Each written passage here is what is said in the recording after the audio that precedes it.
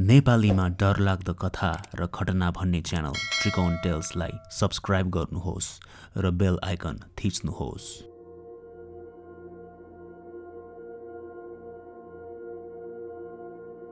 टिनको छानोमा कहिलेकाहीँ फुत्त गिटीले हानी चिढ्याउने धेरै बच्चाहरूले गर्छन्, तर प्राय मध्यरात बडे मानका ढुङ्गाहरूले त्यसरी हानिन थाल्यो भने त्यहाँ भित्र रहेका मान्छेहरू मात्रै नभई छरछिमेक नै जागा हुन्छन्। आजको श्रृङ्खलामा यही सम्बन्धी एकजना श्रोताले सत्य घटना लेखी पठाउनु भएको छ। सुनौ त्रिकोण टेल्सको 90औं श्रृङ्खलामा 3 श्रोताहरूले लेखेर पठाउनु भएको सत्य घटनाहरू। पहिलो श्रोता। मेरो नाम ज्योति र मैले भन्न गइरहेको केही घटनाहरू चाहिँ धेरै वर्ष अगाडिको हो। त्यस बेला मेरो बिहे भइसकेर म ललितपुरबाट पाल्पा रामपुर सरेकी थिएँ। हाम्रो घर चाहिँ कुनै विद्यालयको जस्तो बनावट भएको थियो। कोठाहरू लस्करै भएका अनि ढोकै ढोका। सबै ढोकाहरू खोल्दा भने बाहिर आँगन आइपुग्ने। त्यही घरको अगाडि एउटा पुरानो हाम्रै माटोको घर पनि थियो। पुरानो घर र नयाँ घर एक अर्कातिर फर्किएका थिए अनि बिचमा आँगन र सँगै आफ्नै अनि दाजुभाइको जग्गा मात्र। वरिपरि भने सुनसान, परसम्म कुनै घरै थिएन। हाम्रो पुरानो घरमा मेरो सासू ससुरा मात्रै बस्नुहुन्थ्यो भने नयाँ घरमा मेरो बुढा र म। मेरो कोठाको ठ्याक्कै अगाडि एक तल्ला माथि पुरानो घरको कोठामा उहाँ सासू र ससुरा बस्नुहुन्थ्यो। त्यही समयको कुरा हो। एक रात म शौचालय जाने भनी राति उठेकी थिएँ। मेरो बुढालाई म शौचालय गएँ है भन्दा उहाँले निन्द्रामै हुन्छ भन्नुभएको जस्तो मैले सुनेकी थिएँ। अनि म शौचालयभित्र जाँदा घरको पेटीमा चप्पल पड्काउँदै हिँडेको आवाज मैले सुने। तर मैले घरकै कुनै सदस्य होलान् भन्ने सोची त्यस्तो वास्ता गरिन। शौचालय गरिसकी बाहिर निस्किँदा भने हाम्रो घरको सबै ढोकाहरू बन्द थिए। त्यसरी शौचालय बाहिर आइसकेपछि अघिनसम्म सुनेको कसैले चप्पल पड्काउँदै हिँडेको आवाज म बाहिर आएपछि भने सुनिन। मसँग अरू बेला पनि धेरैचोटि यस्तो अनौठो घटना घटेकोले त्यसरी बाहिर आएपछि डर त लाग्यो नै, तर पनि म सकेसम्म घटनाहरूलाई अर्थ दिन खोज्थेँ अनि त्यो कल्पना पनि हुन सक्छ भनी आफैले भन्थे। अनि त्यस विषयमा मेरो मन डुल्न नदिई म आफ्नो कोठाभित्र गइहालेँ। त्यस घटनाको केही दिन पछिको कुरा हो। मैले मेरो कोठा पछाडि अलि परतिरबाट कोही बुढो मान्छे खोकेको जस्तो आवाज सुने। केही दिनसम्म त्यसरी एउटै समय कोही खोकेको आवाज सुनि नै रहे। वरिपरि नजिकै घर नभएको कारण पनि कोही हिँडेको होला भन्न मिल्थेन।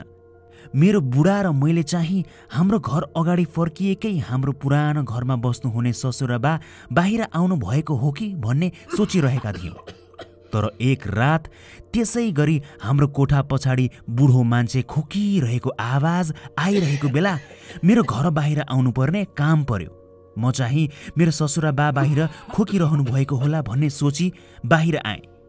म जब घर बाहिर आएँ, बुबा त आफ्नो कोठामै केही किताब पढ्दै बसिरहनु भएको मैले देखेँ। ससुरा बुबाले आफ्नो ढोका प्राय नसुतुन्जेल खुल्लै नै राख्नुहुन्थ्यो र उहाँको कोठामा बत्ती बलिरहेकै थियो। त्यसपछि मलाई थाहा भयो, यकिनको साथ म पक्का भएँ कि मेरो कोठा पछाडिबाट कोही खोकेको जस्तो त्यो आइरहेको आवाज त तर्साएको पो रहेछ। त्यस्तै गरी एक दिन मेरो बुढा आफ्नो खुट्टा धुन घर अगाडिको धारोमा गई छेउैको समथर जमिनमा चप्पल फुकालेर खुट्टा धुन मात्रै केही अघि बढाउनु भएको थियो। उहाँको चप्पल आफै कसैले तानेको जसरी फुत्त सर्न थाल्यो अनि मलाई आई सुनाउनु भयो। मेरो बुढासँग त्यस्तो घटनाहरू खासै नभएको हुनाले त्यो चप्पलको घटनाले उहाँलाई धेरै तर्साएको थियो। उहाँ चाहिँ विदेशमा काम गर्नुहुन्थ्यो र उहाँ विदेश फर्किनु भएपछि म त्यहाँ कोठामा एक्लै भएँ। बुढासँगै हुँदा त तर्साएको भए तापनि कोही त छ भनी ढुक्क भई सुत्थेँ। तर बुढा त्यसरी विदेश फर्किनु भएपछि भने म राति भएपछि इयरफोन लगाई गीत सुन्दै सुत्थेँ। त्यसपछि भने मलाई निकै नै डरलाग्दो घटनाहरू हुन थाल्यो। मैले बत्ती निभाएर सुते कि घरिघरि मेरो अनुहारमा कसैले फू गरेको जस्तो मैले महसुस गर्थेँ। एक रात त मेरो घाँटीमै कसैले हत्केलाले समाएको, कसैको 5 औँलाहरूले च्याप्प समाएको जस्तो मैले महसुस गरेकी थिएँ। त्यस रात त म निकै आत्तिएर बत्ती बालेरै सुतेँ अनि गुरुहरूलाई समस्या सुनाएपछि केही बुटी बाँधेँ। त्यसैले हो कि खै मलाई त्यसपछि त्यस्तो हुन छाड्यो। त्यसपछि म माइत आएँ अनि मेरो डिग्री र थेसिस सकेर म फेरि पाल्पा फर्किएँ। म त्यसरी माइत आई बसेको बेला मेरो जेठाजु र जेठानी चाहिँ बुटवलमा सानो बाइक एक्सिडेन्टमा परेर घाइते हुनु भई आफ्नो कोठामा सुत्न गाह्रो भएकोले मेरो कोठामा सुत्न थाल्नु भएको थियो। म घर फर्किएपछि भने मेरो कोठामा म आफैले उहाँहरूलाई नै सुत्न दिई जेठाजुको सानो छोरा बाबुलाई सँगै लिएर उहाँहरूको कोठामा सुत्न थालेँ। त्यही बेलाको कुरा हो। अचानक एक रात 2 बजेतिर ज्योति भनेर जेठाजुको आवाजमा मलाई बोलाइएको मैले सुने। म झसङ्गै भएर बिउझी अन्धकारमै वरिपरि हेरेँ। जेठाजु किन मलाई त्यसरी बोलाउनु हुन्थ्यो र? न मैले बिउझिएपछि वरिपरि कोही भएको जस्तो देखेँ, न महसुस गरेँ नै। जेठाजुले बोलाउनै पर्यो भने त जेठानीलाई बोलाइहाल्नुहुन्थ्यो नि, किन यहाँसम्म आएर बोलाउनु हुन्थ्यो होला र? होइन, त्यो जेठाजुको आवाजमा मलाई तर्साएकै हो भन्ने निष्कर्षमा म पुगेँ। अनि भोलिपल्ट जेठानीलाई सोधेँ। उहाँले भन्नुभयो कि उहाँ हाम्रो घर आउनु भएको बेला पहिले म अघिल्लो रात सुतेकै कोठामा सुत्नु भएको थियो रे।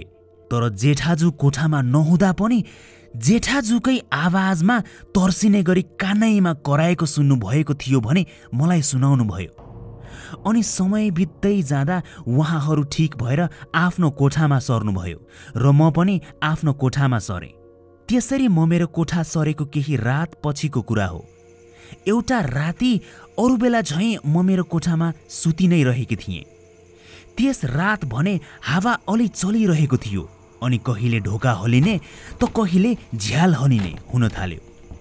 झ्याल र ढोका पालै पिलो घच्याक घच्याक गर्दै हल्लि नै रहेको थियो। निकै अनौठो पारामा हल्लिरहेको थियो।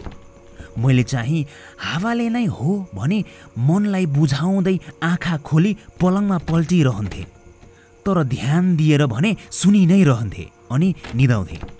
त्यस्तो भएको 1 महिना जतिपछि होला सायद। एक रात फेरि त्यस्तै भयो, तर यो बेला भने बाहिर केही हावा चलेकै थिएन। त्यस पहिलेको रात झैँ केही हावाहुरीको आवाज आएकै थिएन। तर झ्याल भने पुनः हावाहुरी चलेकै सरह घच्याक घच्याक गर्दै हल्लिनै थियो। अनि त्यसपछि ढोका पालै पिलो त्यसरी हल्लिरहेको थियो। कोही मान्छेले धकेलेको जसरी कहिले झ्याल त कहिले ढोका हल्लिन थाल्यो। मैले भगवानको नाम जप्न थालिसकेकी थिएँ। तर्साएको हो भनेर प्रष्टै भइसकेको थियो। मैले शिव भगवानको नाम जप्दै शिव शिव भन्दै भगवानलाई पुकारी आँखा बन्द गरेरै बसेँ। तर डरले सुत्नै सकिनँ। लगभग 3 बजेसम्म लगातार यस्तै भइरह्यो। 1 मिनेट बित्न पनि निकै गाह्रो भइरहेको जस्तो लागिरहेको थियो। मेरो कोठाकै अगाडिको पुरानो घरमा बस्नुहुने ससुरा बुबा चाहिँ झ्यालबाट तल घाँटी सफा हुने गरी थुक्ने बानी थियो अनि तल शौचालयतर्फ निस्किनुहुन्थ्यो। त्यसै गरी उहाँ उठ्नु भई थुक्दा भने त्यसरी उहाँले आवाज गर्ने बित्तिकै त्यो पालै पिलो धकेलिरहेको जस्तो भइरहेको झ्याल अनि ढोका एक्कासी हल्लिनै छाड्यो। दुवै ढोका र झ्याल एकदम स्थिर भई बस्यो। अघि नै तर्साएको भन्ने बुझिसकेको अब त के चाहिन्थ्यो र? तर्साएकै रहेछ भनेर प्रमाण झैँ मिल्यो।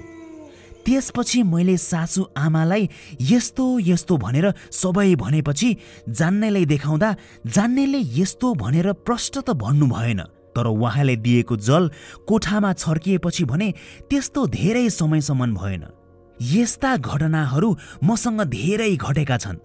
मलाई लाग्छ कि भूत हुँदैन भनेर तपाईँ ढिपी कसेर बस्नुभन्दा बरु नभेटेकै जाति भनेर आशा गरी बस्नु बेस हुन्छ होला। दोस्रो श्रोता। मेरो नाम माया ठकुरी। यो मैले भन्न गइरहेको घटना मोरङको हो र आजभन्दा 15 वर्ष अगाडिको घटना हो।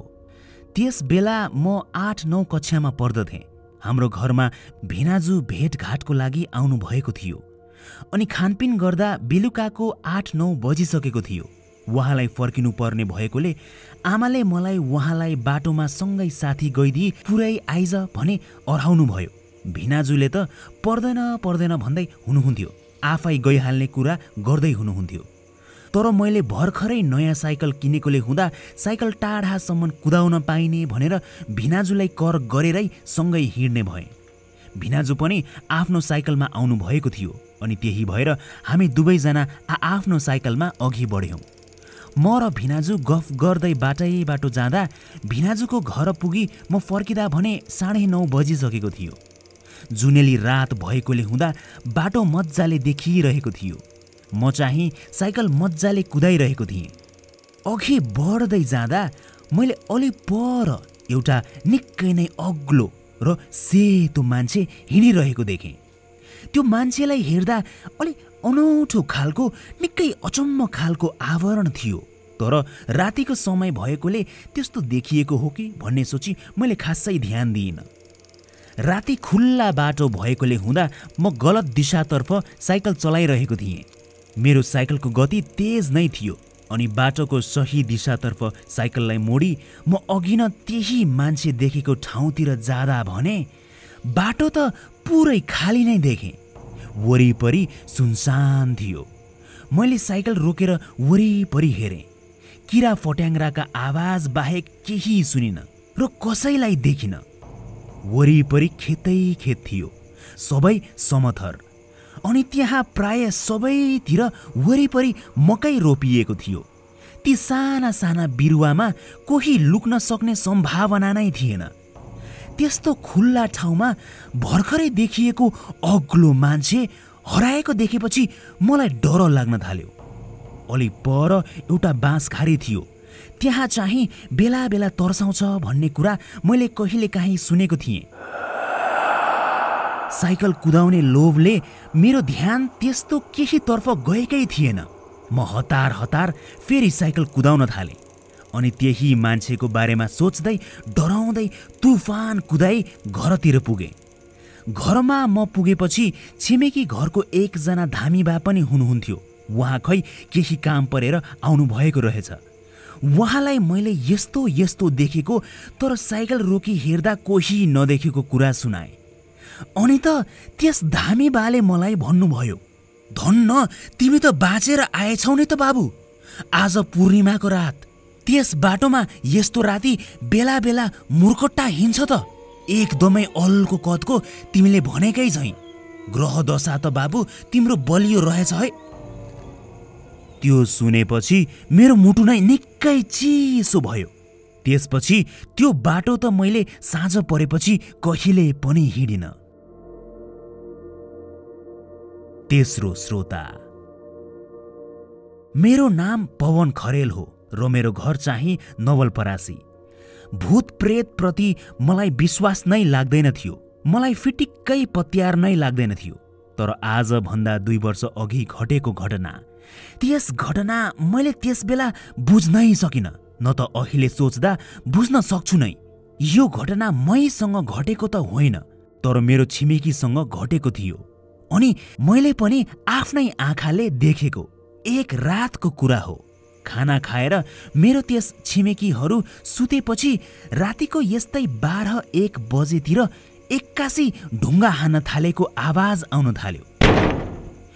टिनको घर भएकोले ढुङ्गा लागेको आवाज पनि डङ डङ गर्दै बजी घरका सारा मान्छेहरू बिउजिए अनि बाहिर घर आँगनमा आई हेर्न थाले। बाहिर हेर्दा भने ठुलो ठुलो ढुङ्गा आँगनभरि छरिरहेको। सुत्नु अघि त आँगनमै बसी ह्यानत्यान गर्दा चिरच्याट्ट सफा आँगन राति त्यसरी बडे मानका ढुङ्गाले टिनमा ठट्याएको आवाजसँगै आँगनभरि ढुङ्गा छरिएको देखेर सबैजना अचम्मित भए। छिमेकीको टिनको घरमा ढुङ्गा बजेको आवाजले म पनि बिउजिएको थिएँ। कसले हान्यो होला त? सबैजना अन्योलमा परे, तर कसैले यही हो भन्नै सकेनन्। मध्यरातमा जसले पनि गरेको हुनसक्छ भनी हामी सबैजना सुत्न गयौँ। भोलिपल्ट सबैरै बिहान भएपछि ती आँगनमा रहेका ढुङ्गाहरूलाई हेर्दै हामी छिमेकीहरू एकछिन छलफल गर्न थाल्यौँ। राति पक्कै कोही पागल वा जडिया तिनीहरूमध्ये एकले त्यस्तो उटपट्याङ गरेको हुनुपर्छ। हामी त्यही निष्कर्षमा पुग्यौँ। सोही रात फेरि यस्तै 1-2 बजेतिर मैले फेरि त्यस्तै आवाज सुने। अलि पर रहेको मेरो घर भए तापनि टिनको आवाज सुनसान रातमा ठ्याक्कै छुटिन्थ्यो, कानैमा पर्थ्यो। मेरो त्यस छिमेकी घरबाट बाहिर आई रिसको झोकमा कराउन थाले, होइन को छ ए? आँगनमा ढुङ्गा भने अघिल्ला रातका भन्दा ठुला ठुला थिए। हामी छिमेकीहरू पनि बाहिर आएर ढुङ्गा नियाल्न थालिसकेका थियौँ अनि वरिपरि हेर्न थाल्यौँ। यसरी हिजो राति र आज कसले यस्तो फट्याही काम गरिरहेको छ? हामी मध्ये कोही छिमेकीहरू बडबडाउँदै वरिपरि कोही लुकेको छ कि भनी थर्काउँदै हिँड्न थाले, तर कहीँ कतै नदेखेपछि सबैजना डराई डराई त्यस रात पनि सुत्न गए। भोलिपल्ट त गाउँभरि हल्ला फैलिई नै हाल्यो। 2 रात लगातार भएको देखेपछि त्यो कुरामा मान्छेहरूको ध्यान नजाओस् पनि त कसरी? कतिले त घटनालाई निकै अनौठो माने कुरा गर्न लागे, त कतिले केही होइन कसैले जिस्केको हुनुपर्छ भने कुरा टारिदिए। त्यही रात पनि, तर त्यस रात भने 8 बजे फेरि त्यही घरमा जोडले ढुङ्गाले हान्यो। म चाहिँ त्यस समय प्राय खाना खाइरहेको हुन्थेँ र त्यस रात त्यस समय पनि खाना खाँदै थिएँ। एक्कासी तेस्रो रात पनि त्यस्तो भएपछि, तर त्यस रात भने सबेरै अरू छिमेकीहरू हल्ला गर्न थालिसकेका थिए। म पनि त्यही हल्ला सुनेर बाहिर निस्केँ, होइन के भयो भन्दै सोध्दै। अब चाहिँ म पनि छक्क परेँ। त्यसरी मान्छेले त ढुङ्गा हानिरहन नपर्ने हो। कोही भने, ओए हेर त वरिपरि हेर, त्यो भाग्ला छिटो भन्दै थिए भने कोही प्रेतलाई कसरी भेट्नु, भूतहरूकै काम हो क्या यो भन्दै थिए।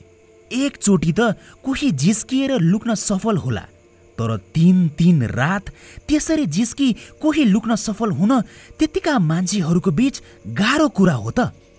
मान्छेले गरेको जस्तो त मलाई लागिरहेको थिएन।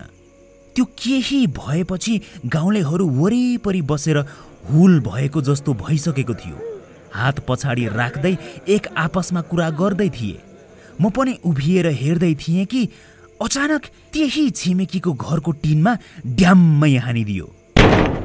ठुलै आवाज थियो। त्यो आवाज सुनेर सबैजना झसङ्गै भए। घर नजिकै उभिएकाहरू त आत्तिएर जिउ हल्लिने गरी तर्सिए नै।